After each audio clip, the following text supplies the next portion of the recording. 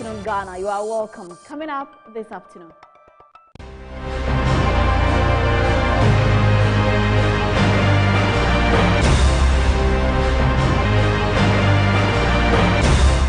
Ghanaians to pay more for electricity as ECG proposes 225% increase in distribution service charge.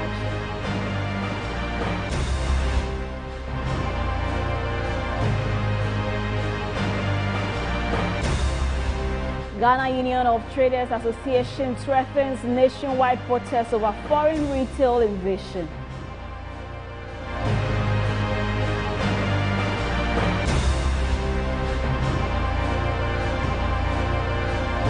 Later on Business Edge, we will be looking at the exchange rate, the postal and courier business in Ghana, and the impact of Ghana's relationship with South Africa.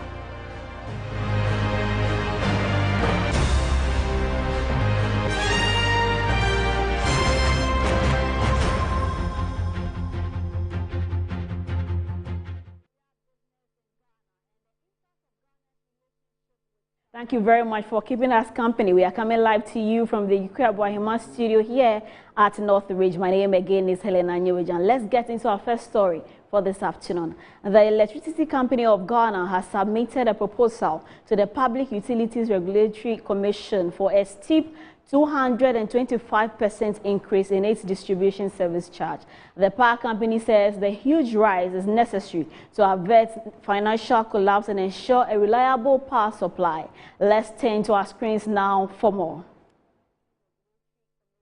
Now, ECG tariff proposal 2025 to 2029. Now, the ECG cites a 74% depreciation of the cedi against major currencies from 2022 to 2024. Only 11% of ECG current tariffs cover total electricity value chain cost. Now, there's also hike that affects all consumers categories, that's household, the industrial aspect, and commercial as well. And now we are looking at the distribution charge to start with. It was 19, or still at the moment 19 pesos,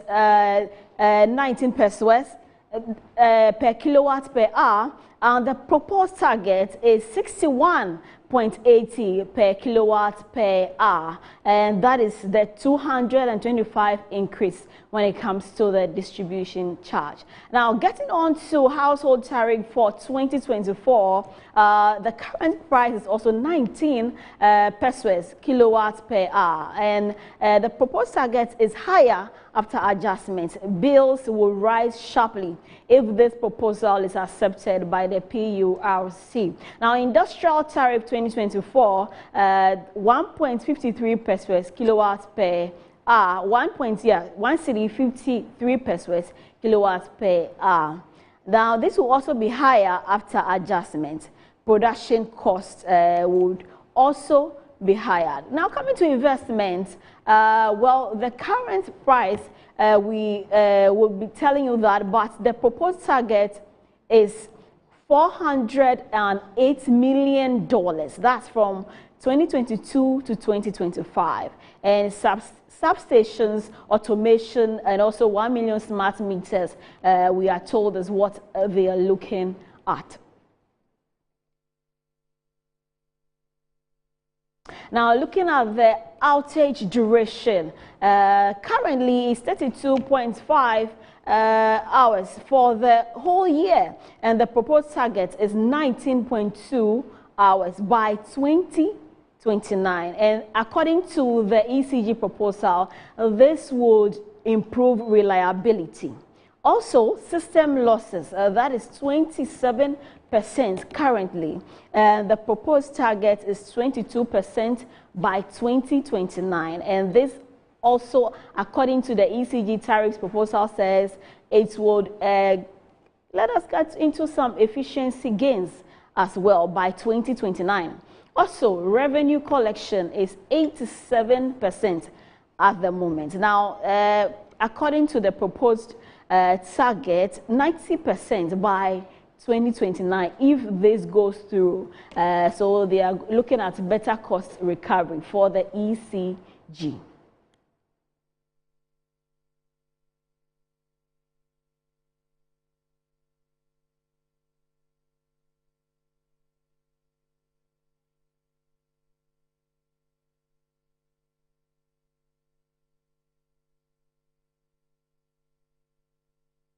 Now, the Public Utilities Regulatory Commission is holding a stakeholder engagement with power distribution companies and utility service providers to set new tariffs for the 2025 to 2029 multi-year tariff review. Speaking at the forum, Executive Secretary for the Commission, Shafiq Suleimana, has assured utility consumers of fair utility costs.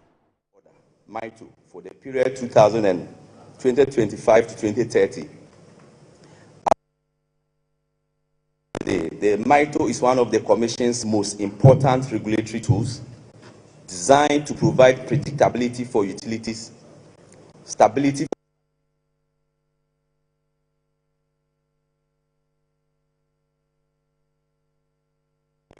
It is the citizens' MITO.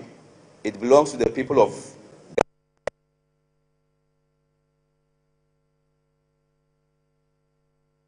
as we engage with government communication officers and the media, I wish to emphasize how this MITO is understood and received by the public. Electricity, water, and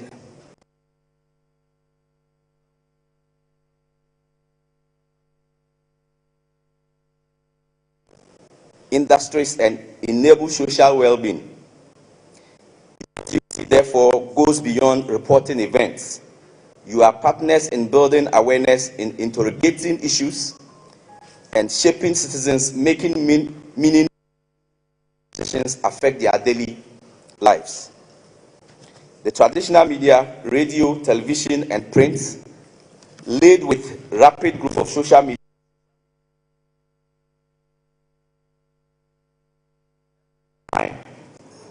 and I'm glad to see Weston here.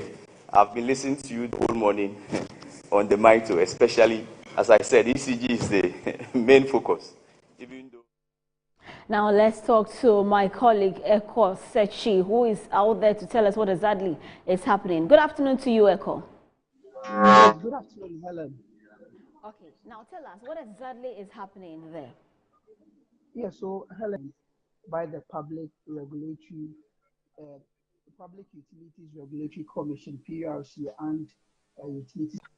So if you look at regimes, or we pay one of the Africa, and that makes our industry uncompetitive, and that is the reason why we have a lot of imported goods locally, even though there are other factors that determine cost of manufacturing. But one of the reasons is energy source, or the cost of energy. So if you compare us to even Ivory Coast is doing around 15 cents per kilowatt hour. Ghana is doing around 19 cents per kilowatt hour. South Africa is also doing around 10 cents per kilowatt hour. But we are doing in excess of 15 or 18. We are doing 90 depending on the appreciation or the depreciation of the areas. And that is why I think that when we are talking of pricing, pricing must factor the institutions and also they manage. Our industry is likely going to plummet or is going to decline, and household poverty will increase because there will not even be jobs for them. And even if they are not jobs for them, their electricity tariffs also increase. So we need to strike a balance. Increase tariffs for electricity service providers or utilities within the power sector. We cannot, because the time has come for them to also adapt certain strategies, certain innovations to ensure that at any point in time they are cost efficient or they are cost effective. And that cost efficiency is passed on households. I think we always look at it from the end line, which is the final end of the value chain, which is the distributing service star. But GRIDCO is also asking huge percentage. VRA is asking huge percentage. And that also means that some of even the power allow all these huge percentages to pass through. And what it means is that the Ghanaian end user who is paying around 69 cents per kilowatt hour within the lower income bracket, pesos per kilowatt hour, 10,000 Ghana cedis a month or even per year. I think that with inflation in their proposal, because inflation is on the downward trend. They didn't factor the cost of the system losses. For example, ECG is losing almost 30%, even though they quoted 27%, which is on the decline. Averagely, ECG is losing 30-something% as a result of system losses. Now, these system losses converted into money is in excess of 6 billion. So they need to address some of these inefficiencies first. If they do, and we think that we need to support them, pay certain infrastructure, or maybe upgrade certain infrastructure, then we shall do. But at the end of the day, they must know that it is a business they are running. And if they are running business, since they are competitors in the industry, they must ensure that they run efficient business so that at any point in time, they don't come to us for electricity tariff hikes. Because other areas today, government is telling DSTV to decrease the price of their service. Government has told telcos to decrease the price of their service. Government is entreating GUTA to decrease the price of their goods. So why should government allow ECG to come to us and say that they want to increase their end user tariff by 225%? It doesn't make any economic sense or political sense. So I think that the time has come for us to stop giving freebies or free monies to ECG. When we give these monies to them, do you know what they do? They increase their unemployment. And today, if you go to most of the energy sector entities, they have 3 times the employment they need. When you give them these monies, you know what they do? They increase their procurement. They even procure things they don't need. If you give them these monies, do you know what they do? They go as far as under declared revenue. That is what they do, right? So until they keep their home neat, clean, they should not come to Ghanaians for any hikes, because any hikes will affect industry and also affect household. And I don't think this government will be willing to see the industrial output declining. Thank you very much, Benjamin. That was Benjamin Insia, and he's the Executive Director for the Center for Environmental Management and Sustainable Energy. Now, away from that, in a bold move to protect local businesses, the Abosio Kind Spare Parts Dealers Association has begun on Monday, September 8, 2025, an exercise aimed at enforcing strict compliance with the GIPC Act 2013, Act 6, 865. The group stated that the initiative will focus specifically on Section 27, that's Act 1 of the Act, which prohibits non-citizens from engaging in petty trading, hawking, or operating within market stalls and retail spaces. My colleague Vanessa Edo-Tomboatin was at the Spare Parts Hub and filed this report. Just apply, simple like ABC. You go to Nigeria banking, but you go to the market. Do you see any Ghanaian there? No, did you see any Ghanaian there? The Aboso Okai Spare Part Dealers Association is enforcing the GIPC Act 2013, which says that foreigners are not entitled to trade in retail, but rather wholesale. Here in Aboso Okai, the leaders are saying that some foreign nationals, especially the Nigerians, are engaging in retail business, which is affecting their business. And so today, 8 September 2025, they are in the market enforcing that law, that they close their shops and come to the table for a discussion on how to go about it. Now, we spoke with the General Secretary. She's in the person of Cynthia Fianu. She spoke to Metro News. We, the association, we have taken it upon ourselves to deal with this matter internally here, because it's affecting we the spare part dealers directly. So we want to deal with this program directly. We are giving them 3 days to do this. Today we'll go around, we'll go humbly talk to them for them to understand. Then we talk to their leaders on Wednesday. If they hit to listen to us, that's where we bring in the authorities. We send our letter to the police, give them 5 days, and then write a letter to all the institutions that they're supposed to come in. And then from there, we do what we want to do. We also spoke to the president and chairman of the association, Henry Poultry Jr. So what they do is, once they wholesale to you, they sit in their shops to also do retail. And it's affecting our market. You understand? Because we can't sit in the market and foreigners are supplying and retailing. So which is which? We can't compete with them. It's the reason why we are not selling. We can't sell in the market. And plus, they have a working capital and their interest rates in their countries are very low. Ours are very high, so it's challenging. You cannot compete with them. They will bring their goods from Nigeria, Turkey, Dubai, China, bring it into the market, start selling and making huge margins of profit. And we cannot compete because our banks are giving us high interest rates. And finally, also with the head of communication for the association, Techi Ado, he emphasized the need for the retail market to close down, especially foreign nationals who engage in it. We don't have money to compete with them. Our interest rate is 30 to 40%. Look at exchange rate. Even though exchange rate is very okay, but it's not picking up. But where's the dollar? You don't get it. How can you tell? Go to the port, 55% as a percentage. Nigeria 15%. Can you compare them? Cote d'Ivoire, their interest rate is 7.5%. Nigeria less than 20%. Ghana 30 to 40%. Does it make sense? Doesn't make sense. Nigerians are the African superpowers, so you can't compete with them when it comes to fiscal cash. Let's protect our own. Simple. There can say nuclear to Nigeria see store no because of Nigeria yeah the store in Ghana ni 1 billion. Ghana ni say yen yisua. Nigeria ni be no at 1 billion ni their man. No so the nyama eshem then Ghana ni to no na Nigeria ni to. Ento no so asa tetisu. E be na yesu papa mu ya kusino mu no be da nya scam ye. Yen pa mu a omu ko ada so mu do mu nyama be breye. Na mu do abra ni to Ghana ni chain. Nigeria na store Ghana chain. Ghana ni to ni there 2 billion. Nigeria ni to ni there 1.5. Obi asuma be kasi ko Nigeria no do mu ye na enye enye sa ne chale yan ko Nigeria da mimi an ko na nye se do mu ye nu. Reporting for Metro News, Vanessa Edoton Boating, Abosi Okai.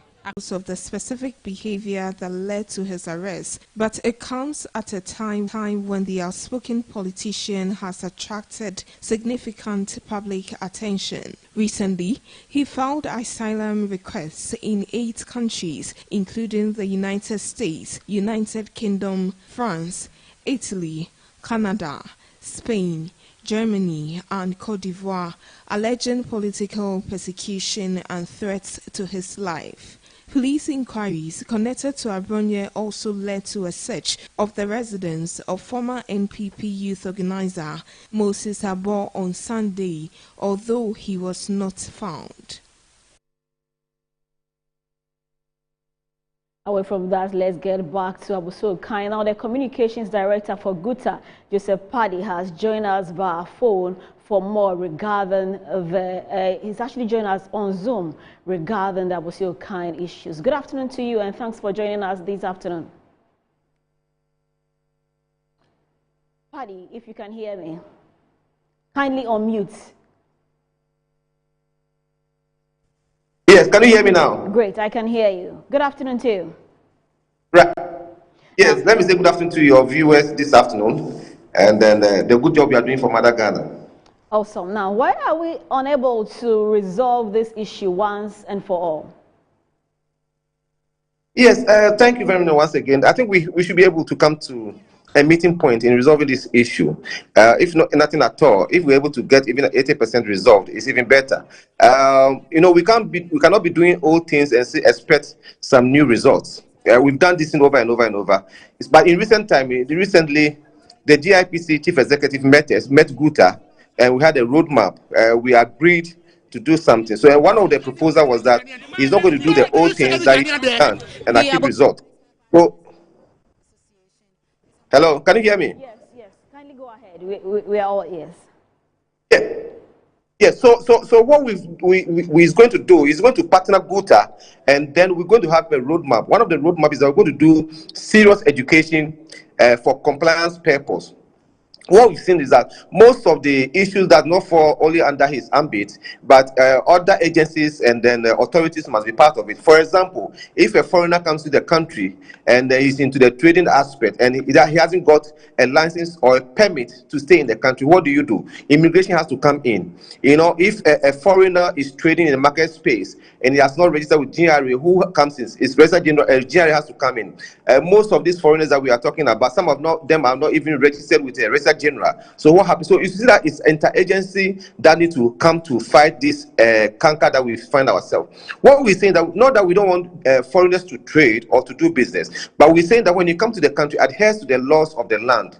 And then what we have also seen is that as a result of institutional failures, that is why we find ourselves where we are today. But the GIPC chief executive has given us his goodwill that he's ready to work with us and fight this canker. Because even they've moved from even just trading, the foreigners have moved from trading into even hawking.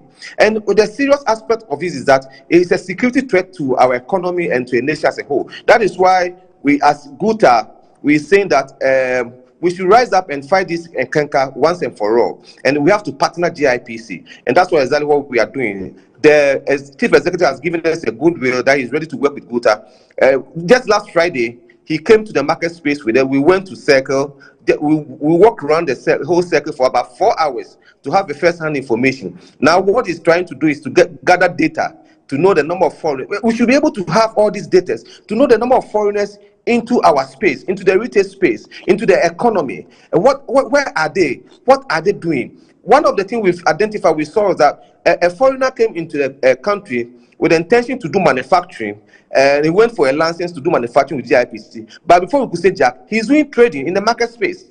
And the manufacturing concern says he's going to do manufacturing around Kaswa, and they gave him the license for that. And before we could say Jack, he's doing trading in the Okanshi and Kantomanto area. So who monitors the activities of these foreigners? After you are giving them the license, who evaluate their work? That the purpose of which you want to come into the country, you have adhered to it, and you are responding to that purpose. Because we can't give you a license to come for manufacturing, and before we could say Jack, you are doing trading. So this is some of the things so we've seen that one of the lapses here is the institutional failure. So what can we do for our institutions to work?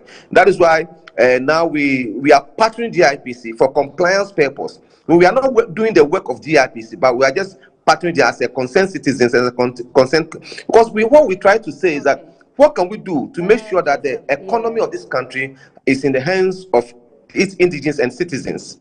So it's a challenge. Right. Very much appreciated. Thank you very much, Joseph, for joining us this afternoon on Good Afternoon Ghana. That was Joseph Paddy and his communication director for GUTA. Now, away from that, the 2020 Trifo Atimokwa District's best farmer and CEO of Showboy Farmers, Isaac Ajiri, has made a passionate plea to the government to provide support to vegetable farmers in Ghana. According to him, the disparity in support between cocoa farmers and vegetable farmers is stuck, with cocoa farmers receiving significant assistance, while vegetable farmers struggle to access basic inputs. Isaac Ajiri highlighted the challenges faced by vegetable farmers, citing limited access to pesticides, fertilizers, and other essential resources. This, he said, hampers their productivity and makes it difficult for them to compete with imported vegetables. He emphasized the importance of vegetables in daily life, noting that they are a staple in Ghanaian cuisine and are essential for a healthy diet. The 2020 Best Farmer also expressed concern about the country's reliance on imported vegetables, which he believes is not only economically unwise, but also undermines local farmers. He argued that with proper support, local vegetable farmers could produce enough to meet the country's needs, creating jobs and stimulating economic growth. He said the organization, Showboy Farmers, has been training young people in agriculture, encouraging others to venture into farming. It will be of good help if government provides a package for vegetable farmers. Many of the youth have graduated from school. Instead of giving them student loans to go to university and not even find work to do after, why not give them that same opportunity to access funds to begin their farming? This will help.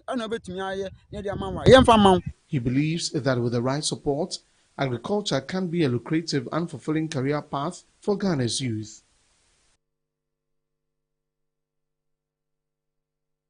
Now, still on agriculture, Ghana's Minister for Food and Agriculture, Eric Opoku, has hinted that the start of government flagship poultry revitalization project, codenamed Nkoko Nkete, latest by the beginning of October 2025. Speaking to the media on the sidelines of knowledge sharing and dissemination workshop to launch the phase 2 of the West African Livestock Marketing Support Program, he hinted that a lot have been achieved ahead of the takeoff of the project. You know, in West Africa, we have all the resources to develop the livestock sector. Unfortunately, the sector is underdeveloped, and as a result of that, we depend on importation of meat to supplement local production. The expenditure that is incurred on the importation of meat creates employment in other countries for the youth in those areas. We want to reverse the situation, and we can do that by integrating our efforts. So this is to consolidate the gains made under phase 1 and also improve upon that. Plans are far advanced, and it's likely that at the end of the month or the first week of October, His Excellency the President will launch the program. And all of you will be invited, and then we'll start the distribution to the various constituencies for distribution to the beneficiary farmers. We are now putting the list together, and we are now going through the procurement processes to engage the contractors to supply us with the best. So very soon it will be launched. Program for reviving livestock and animal production, animal feed production in the region. As you know, ECOWAS agriculture policy is transcends throughout the region, throughout West Africa. So, and we know the potential that we have in West Africa in terms of livestock. It's about and the potential for employment opportunity for our young people. So that is why ECOWAS, and in its transition, is transitioning from ECOWAS of states to ECOWAS of people.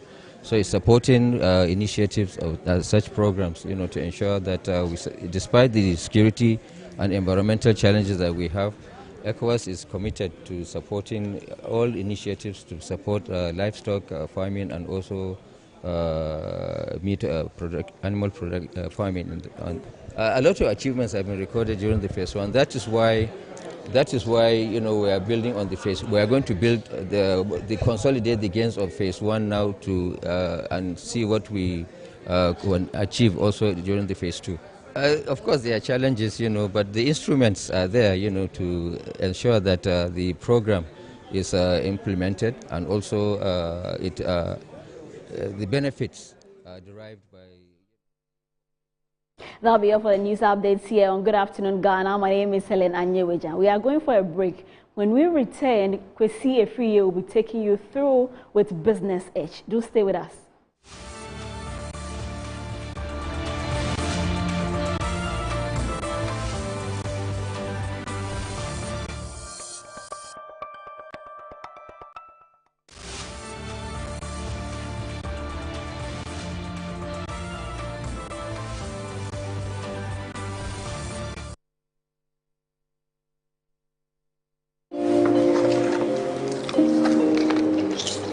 Secretary. Yes, boss. Patron Fakot document in Bren. Pacho Medeba.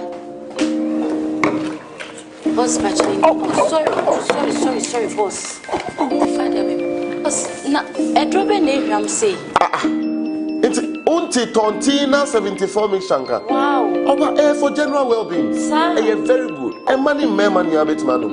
Kope binato. Any a crojio. Kope binato. Ghana for say munim say medumani say metwitwa age amanfo sa ena me hia edro a ebetwitwa age me afi yare ahodro bebre na metumi agina me naso age amanfo asemi num 74 mixture ema me apomodin e supporting the immune system na ema me asomdwe edro yinyema apemfo abata woma omanufo ene nkoda woni mfie duwe FDA age dwede nkrato yato.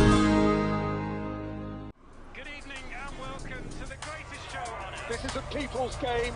They will be bubbling about this one for weeks and months to come. Let's go!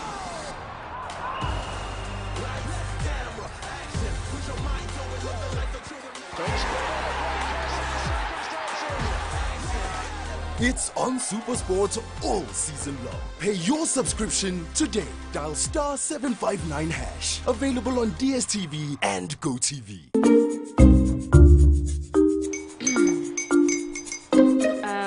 Kwame and his uncle are almost here. Wait a minute. This one too, your friend Kwame. Wait, Kwame.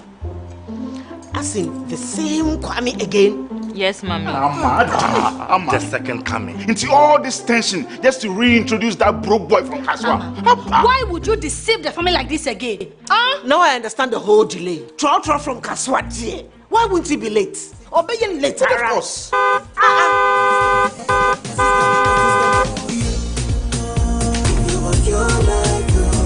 Star 712 hash, star 712 hash. You go be the luckiest. Go be from Georgia, be luckiest. From not the block, she be luckiest. Me and you go be lucky, luckiest. No matter what you're luckiest. Everybody go be the luckiest. That's Kwame! Send your God down boom. If you put it toy, so would the coming of the Son of Man be. Is that his car? Dial *712 hash. Choose your ticket. Enter your lucky number. Follow the prompt and let destiny handle the rest. This promotion is regulated by the NLA on the Caritas platform.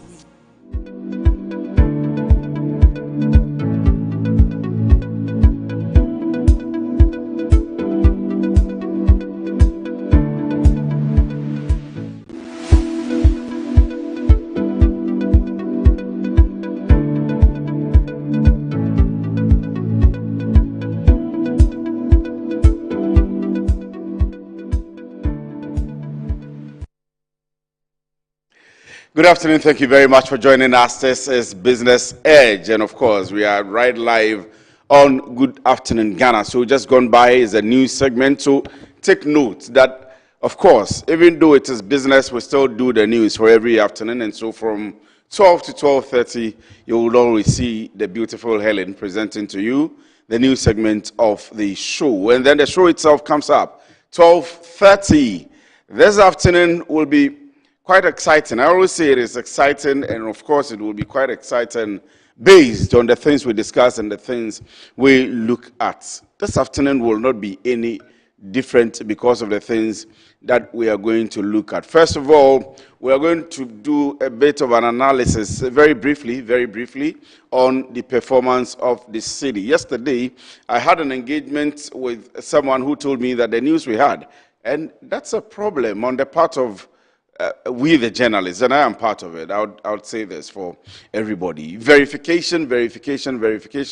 Somebody was just putting it out to me that some of the news we are hearing about statements made by people outside the country on the performance of the city are not the case. Even though, yes, the city is taking kind of a nosedive. And so we'll do a bit of an analysis on that. And then the courier business in Ghana. The Minister of Communications and Digital Technology has been talking and speaking to players in the industry. We'll be speaking to a very important person within the industry and to understand what the minister has sought to do and how the players or the stakeholders are taking the decision of the minister, whether there is still a war, whether they are coming down, whether the business owners themselves and the regulators are making sure that the environment is sanitized and we have our things and systems transported smoothly and seamlessly. And then we'll end the show with an engagement we had with the South African, the Ghana's ambassador to South Africa, the Ghana's ambassador to the High Commission of Ghana in South Africa. So the ambassador designates to South Africa. I have already said that what they are left with is just the swearing in by His Excellency the President John Dramani Mahama and the Minister of Foreign Affairs Samuel Okudzeto Ablakwa. I say so because all of these people, even without their swearing in, have been brought together and given the 500 KPIs. I am excited about that, and I will commend President John Dramani Mahama about that this is the kind of governance that we need. It started with the National Economic Dialogue, where the assessment of the economy took place. Then it moved on to the meeting with the State Interest and Governance Authority and all the state institutions, the chief executive officers of the state institutions, who were now given a target, 6 months, a year and a half, and then 2 years, will come back. All of us, the journalists, the President, His Excellency John Dramani Mahama, will come back and gauge the CEOs on these metrics of performance and see how they are going. He actually put in the caveat that if you don't perform, you will not have any choice but to revoke your appointment or reassign you. And so, this now happens after the SIGA engagement. What we are saying now is the 500 KPIs for all diplomats, everybody that's been posted to take care of Ghana in other countries, in our foreign lands. The issue here is that it is not just the people in the country who are Ghanaians that you take care of. How can you bring in businesses? How can you ensure that repatriation is streamlined? How can you ensure that we are developing through our partnership here in Ghana with all of these countries, the chambers and so on and so forth? How are we benefiting? I keep saying that we cannot allow square pegs in round holes. We cannot allow, of course, people do politics, they follow the politics, they are the party foot soldiers, and so when a government comes to power, they need to get appointment. But we need also experts in these places with targets, with metrics, with things that they have to be marked by, so that they don't just go sit where they are, CEOs or diplomats or wherever, and then bring us nothing at the end of their period. They just go sit in there, manage the place, sign documents, end of 4 years, they come back, a different government comes in. At the end of the year, at the end of the 2 years, at the end of the 4 years, what are we able to mark you by? And that's the focus of our discussion with His Excellency, the Ambassador Designate to South Africa. The numerous mining institutions and the mining experience in South Africa, how does he intend to help a collaboration between Ghana and that to solve the issue of Galamsey and so on and so forth? So this is why I say it's going to be a very exciting discussion. Now let's see how the city is performing against the major trading currencies. And when I say the major trading currencies, I mean the US dollar, I mean the British pound sterling, and I mean the euro. So let's see how it is. The US dollar is currently buying for 12.0440 Ghana cedis and selling for 12.0560 Ghana cedis. You clearly see that there is quite a depreciation of the cedi against the dollar. It's been fairly very stable over some months now, and so for businesses, those who are doing exports and imports, the freight forwarders, when we speak to them, they are quite excited about it. I don't know what will happen to them today. It's appreciated. It's depreciated, not too significantly, but still. And so we'll see. We'll speak to an expert and see. The British pound sterling is currently buying for 16.3148 Ghana cedis and selling for 16.3323 Ghana cedis. The euro, so that's the dollar. As I announced to you early on, you will see the 12, buying for 12, and then selling for the 12.05. So approximately 12, approximately selling and buying. So the mid range or the average point will be around 12. That's if you go to any of the commercial banks as of this morning and as of close of business yesterday. Now the euro is 14.1535 and 14.1663. That's buying for 14.1535 and selling for 14.1663. Let's see the British pound selling now. And I mentioned earlier on that it is selling for 16.3323 and buying for 16.3148. What I'll do is this. Let me go on the line quickly and speak to Dr. Hayford Mensa Airakwa, who is a development economist. I have just one question for him. Doc, if you can hear me, thank you very much for joining me this afternoon. My question for you is just one. And maybe it will be too barreled or however, but please listen to it and give us an answer. I don't want to ask how does this mean for the country. I want to ask about the stability, and even though it is depreciating now, whether there is an anticipation that it will continue depreciating, because the concern of businessmen, of traders, of Guta, of all the people that deal directly with the exchange rate or the dollar and the British pound sterling, and all of those ones are concerned about the stability of it. What do you see, looking at how it has started depreciating against the dollar, for example? What do you, as an expert, see? What's going to happen so that businesses can project? Well, thank you, my brother. So the challenge with what is happening is that businesses, I mean, when it comes to the forex market, speculation is always a major variable that informs how people react to whether to trust or anticipate further depreciation. And you look at the level of appreciation and how steep the curve looked, and how steep the depreciation is also looking in the past 2 to 3 weeks, businesses have cause to be worried.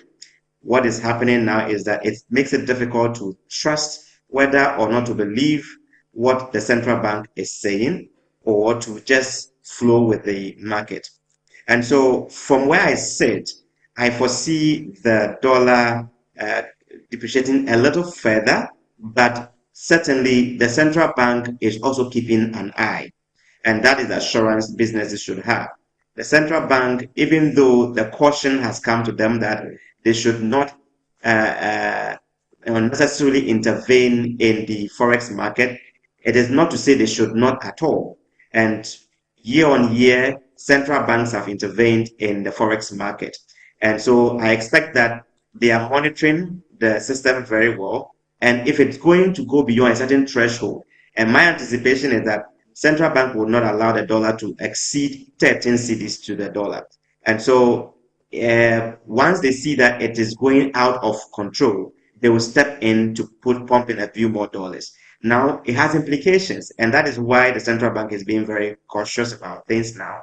Beyond the fact that the World Bank and the IMF has cautioned the central bank's involvement, they are also mindful that they don't want to deplete the reserves of the country. Because if you keep pumping in dollars and you're not raking in equivalent amount of dollars from exports and also other engagement that brings you forex, then you risk the chance of depleting your own reserves, and that is more disastrous. And we have evidence of other countries like Italy and other countries that that fell within that trap. And so I see the dollar, especially around the season we find ourselves in, the demand is very high, and the demand is going to go a little more higher. And so the pressure would be on the cedi a bit more. And so I expect that we should be crossing the 13 cedi mark, maybe before the end of this month. I don't anticipate it exceeding. I don't anticipate it exceeding the 13 mark. The central bank will not allow that to happen. Right. And at least businesses can have that assurance. That's fair enough. But one quick point, follow up. Yes, we all agree that it will go up. Maybe because of, for example, Christmas is coming up, people going into China, people going into other countries will demand the dollar. But the Bank of Ghana, the ministry, let me put it that way, Ministry of Finance, I think have put in enough buffers that even though if it goes up, it will still come back down, maybe January, February, somewhere. And where will be the balance? Is it going to be the case? You see, what is happening basically is that if you say we put in buffers, I'll be happy to know the specific buffers. There is gold board, for example. Gold board is gold board, as we are told, is supporting the stability of the cedi currently. The regulations put out by the Bank of Ghana and the Ministry of Finance, as regards people, real estate traders, everybody selling their houses in dollars and rating them in dollars, is being curtailed now. You have to quote them in cedis, and those people who were hoarding dollars would now not have that affinity to keep the dollars. So these are measures being put in place or to buffer the city up against, shore up the city up against the city. And so even if the demand is going up, if it stabilizes during December, we are hoping that it will come down. Will it be the case? You are the expert, please tell us. Yeah, it has a role to play. It plays a role in stabilizing the city. And I agree completely that the gold board, for me, is one of the game changers that we have had in recent times. And so, but a gold board is also a function of they having access to the gold. Now, some data that I am hoping to get access to is suggesting that the amount of sales in terms of gold that is coming in is actually beginning to decline, and that is a cause of worry. So we need to make sure that we make gold board succeed. We support gold board in whatever form that we can, so that they can actually get enough, because it's a very good source of forex to serve as a buffer. But the fact that gold board brings in forex is not automatic that central banks should just pump it into the economy. And that is the caution that the IMF and the World Bank was given. So the gold board is great, and I agree with that. I, however, think that government should be seen to be putting a lot of effort on the import substitution related businesses, enterprises, and industries, i.e. through the 24-hour economy secretariat. They should be seen to be in action, making effort to cut out some of the things that we are busily importing. If that happens, businesses and all the speculation, then you know that you are beginning to give a true sustainable buffer to your economy. Otherwise, we can talk about gold board today because they are getting the gold to buy, and again, the global prices for gold is good. But what happens if prices begin to dip? Then that becomes a problem. And I think that gold board should be supporting Bank of Ghana to rather keep a lot of our reserves in gold and be dealing with ways that support our national reserve as a country. As we speak, in the news this week, I understand that we've moved from 34 to 36 tons, which is great, because if you look at 2023 where we were, and by now where we have gotten to, we've made significant improvement.